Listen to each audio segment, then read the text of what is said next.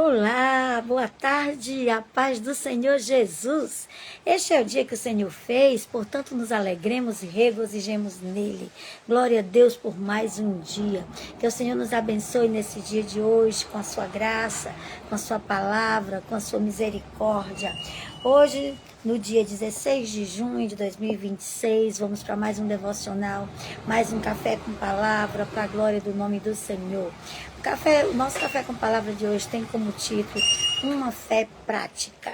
Uma fé prática. A nossa fé ela não pode ser uma fé apenas emocional, nem uma fé em que a gente apenas imagina. Não, a nossa fé precisa ser uma fé de obras, uma fé prática. Tiago diz, mostra-me as tuas obras pela fé, que eu te mostro a minha fé pelas obras. Então a gente precisa de uma fé que seja prática, que seja vivida no nosso dia a dia, vivenciada nos nossos momentos mais difíceis. Em todos os momentos da nossa vida, nós precisamos da fé. Por quê? Porque a fé é o firme fundamento das coisas que se esperam e a certeza e a convicção das coisas que não se veem. Então essa é a fé, uma fé prática, uma fé do dia a dia, uma fé de todos os momentos. Essa é a fé que nós precisamos viver. E hoje nós chegamos no capítulo 2 de Esdras. Nós começamos o livro de Esdras, fizemos uma visão panorâmica e já aprendemos do primeiro capítulo. Hoje nós chegamos no primeiro capítulo. No primeiro momento, quando você começa a ler o capítulo 2 de Esdras, parece que é só um bocado de nome de pessoas, parece mais uma lista genealógica da Bíblia, que são só nomes e às vezes algumas quantidades, alguns números, e o capítulo parece que é só isso. Mas esse capítulo 2 de Esdras, ele tem 70 versículos e a maioria deles, pelo menos 61 deles, são citação de nomes, de príncipes, de cabeças da família. E quantas pessoas vieram com aquele príncipe? Vem aquele príncipe e quantas pessoas vêm com aquele príncipe vindo da Babilônia. E é muito importante esse capítulo. Muito, muito importante. Esse capítulo ele traz lições espirituais profundas. Esse capítulo demonstra pessoas que saíram da Babilônia e retornaram para uma cidade destruída, para um país que não existia mais nada. Não tinha muro, não tinha templo, não tinha nada. Iam viver de quê? Iam viver pela fé. Então são pessoas que decidem voltar para viver pela fé. E tem 5 lições muito importantes, lições espirituais. Tem muito mais, mas eu tomei aqui 5 lições para a gente compartilhar nesta tarde, para que você medite nessas 5 lições. A primeira lição que nós aprendemos nesse capítulo 2, apesar de todos esses nomes registrados, apesar de você ler e dizer assim, aqui não tem nada. Alguém vai ler e vai dizer, aqui não tem nada, só nome de pessoas, é cansativo. Não, mas deixa eu dizer uma coisa para vocês. A primeira lição espiritual que nós tiramos desse texto é a coragem de abandonar a zona de conforto. Essas pessoas já estavam estabilizadas na Babilônia, a maioria delas nasceu na Babilônia. Eles passaram 70 anos lá. Então a maioria nasceu lá, estavam estabilizados, já tinham vidas estruturadas. No governo de Nabucodonosor, eles podiam trabalhar e o que eles conquistassem era deles. Eles eram escravos porque não podiam sair daquele país, mas eles viviam de uma forma que eles podiam trabalhar, eles podiam negociar, eles podiam construir. Aquilo que eles adquirissem ali na Babilônia eram deles. Era deles. Então eles tinham uma vida estruturada e eles escolheram voltar e viver o desconforto de reconstruir Jerusalém do zero. Reconstruir uma cidade que não tinha nada, não tinha muro, não tinha porta, não tinha templo, não tinha lavoura, não tinha nada, só poeira. Mas eles voltaram. Eles voltaram, o Salmo 126 diz que eles voltaram como quem sonha. E a boca deles era cheia de riso. Então a primeira lição que nós temos nesse texto é a coragem de abandonar a zona de conforto. Muitas vezes a gente não participa de uma obra na igreja, de um ministério na igreja, de algo que o Senhor quer que nós façamos, porque a gente está confortável não fazendo nada. Porque a gente está confortável indo lá assistir o culto e voltar para casa. Só que essas pessoas nos ensinam que elas tiveram coragem de sair da sua zona de conforto. Seguir a Deus exige coragem, meus irmãos, para deixar para trás hábitos, ambientes confortáveis, mas que nos afastam do propósito que Ele tem para as nossas vidas. Então, a primeira lição, a coragem de abandonar a zona de conforto. A segunda lição que nós tiramos desse capítulo 2 de Esdras é que Deus nos conhece pelo nosso nome. Ele conhece cada um pelo nome. Você se lembra lá de Zaqueu? Zaqueu sobe na árvore para ver Jesus, nunca tinha falado com Jesus, nunca tinha visto Jesus, mas Jesus, na hora que chega embaixo da árvore, olha para cima e diz: desce daí, Zaqueu, hoje me convém pousar na tua casa. Ele sabia o nome de Zaqueu. Deus nos conhece pelo nosso nome. É por isso a importância de cada nome que está registrado aqui nesse capítulo 2. É porque Deus nos conhece pelo nome. Apesar da narrativa ser uma série de nomes e números que nos parece cansativo, nos mostra que Deus não vê o seu povo como uma massa anônima. Ele conhece cada um de nós pelo nosso nome. Quando ele olha, ele sabe quem é a Lídia, ele sabe quem é o Pinheiro, ele sabe quem são meus filhos, ele sabe quem são meus netos. Ele nos conhece pelo nosso nome, aleluia.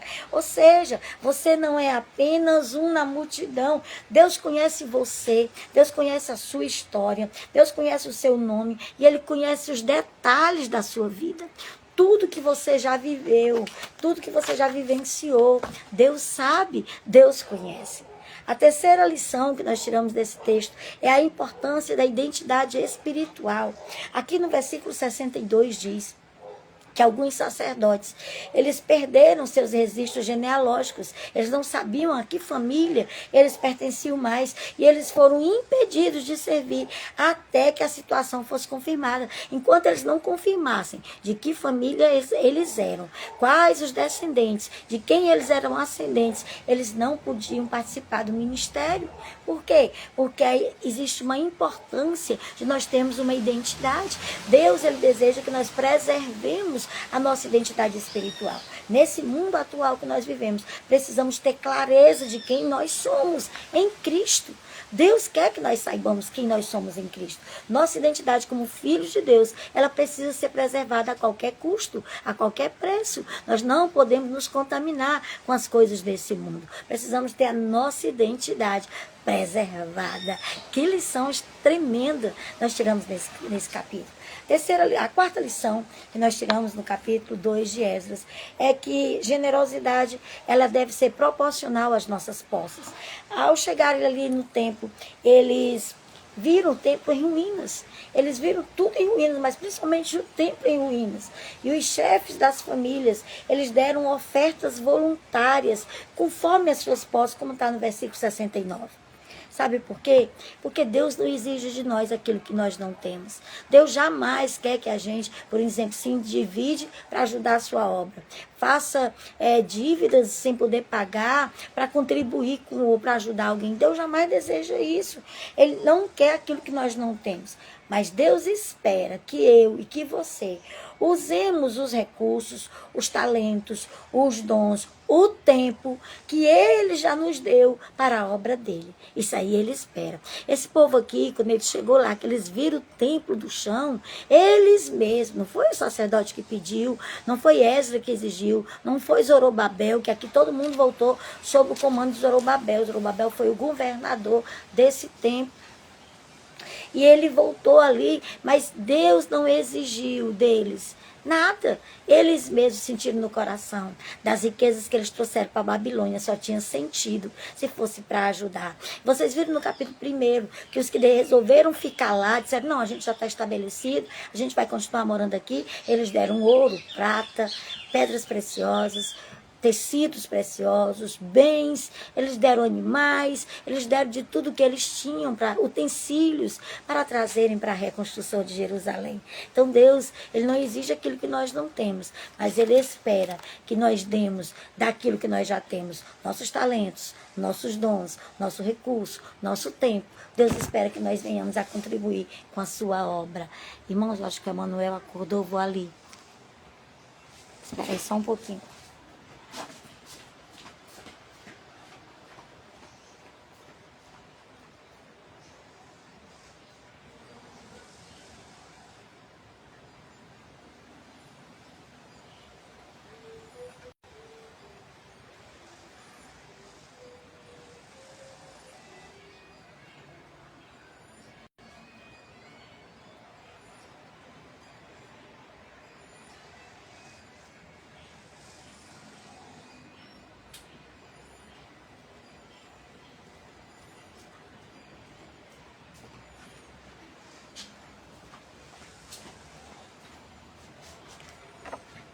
Voltei, glória a Deus. Ele tinha acordado, mas ele dormiu de novo, graças a Deus.